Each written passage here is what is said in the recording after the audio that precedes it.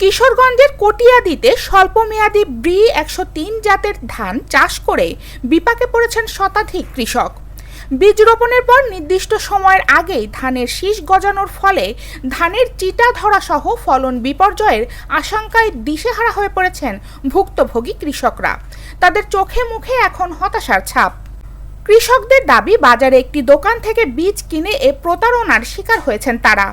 বীজ কেনার পর যথাযথভাবে বীজ বপন ও পরিচর্যা করা হয়, কিন্তু ধান পাকার মুহূর্তে দেখা যায় ওই ধানের গাছ মরে গিয়ে মাটিতে শুয়ে পড়েছে।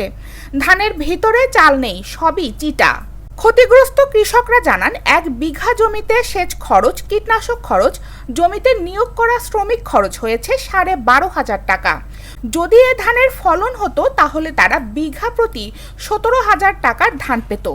এ ধান রোপণ করতে অনেকেই চড়া সুদে বিভিন্ন ব্যক্তি ও এনজিওর কাছ থেকে লোন নিয়েছেন।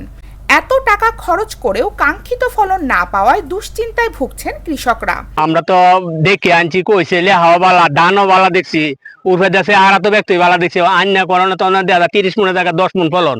যে ধানটা করে তো আমার এই সিজনে অনেক লস হয়েছে, ঠিক আছে। আমরা ভালো মানের বীজ যেন পাই এই আশা করি সরকার থেকে। এই ফলনে মার খাইছি, ধান হয়েছে নষ্ট হয়ে গেছে, পূজা থেকে একখানি তো 3 মন না 2 মন ধান হইতো না, এই মনে আছে একখানি তো 1 মন ধান হইতো না। জেলা কৃষি বিভাগ জানায়, বাংলাদেশ ধান গবেষণা ইনস্টিটিউটের নতুন জাত উদ্ভাবিত বীজে এমন কোনো সমস্যা দেখা যায়নি। যত্রতত্র কোম্পানির বীজ ব্যবহার করে এমন ক্ষতির সম্মুখীন হয়েছে কৃষক। তবে প্রয়োজনীয় ব্যবস্থার আশ্বাস দিয়েছেন জেলা কৃষি কর্মকর্তা। উপজেলা কৃষি কর্মকর্তা জানান, ব্রি ১০৩ ধান সহ অন্যান্য নতুন জাতের ধান রোপণ করার জন্য কৃষকদেরকে পরামর্শ দিয়েছি।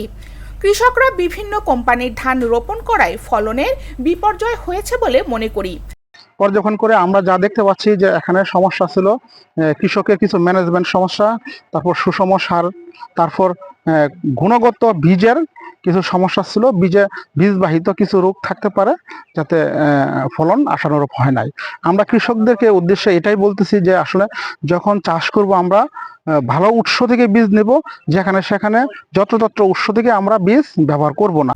এদিকে জেলা কৃষি কর্মকর্তা জানান, বীজ বাহিত কারণে ফসলের ক্ষতি হলে আমরা বীজ কোম্পানির বিরুদ্ধে প্রয়োজনীয় ব্যবস্থা গ্রহণ করব। আমি নিজে ওই স্থান পরিদর্শন করেছি।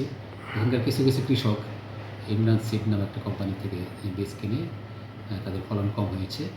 আমরা এটা শনাক্তকরণের চেষ্টা করছি। যে সমস্ত কৃষক ক্ষতিগ্রস্ত হয়েছে তাদের তালিকা অলরেডি করা হয়ে গেছে। আর ধান গবেষণার সাথে কথা বলছি, যদি একদম বীজবাহিত হয়ে থাকে তাহলে বীজ কোম্পানির বিরুদ্ধে আমরা প্রয়োজনীয় ব্যবস্থা গ্রহণ করব। কিশোরগঞ্জ থেকে সাব্বির হোসেন ও সাইদুর রহমান নাইমের তথ্যচিত্রে সময়ের কণ্ঠস্বর ডেস্ক।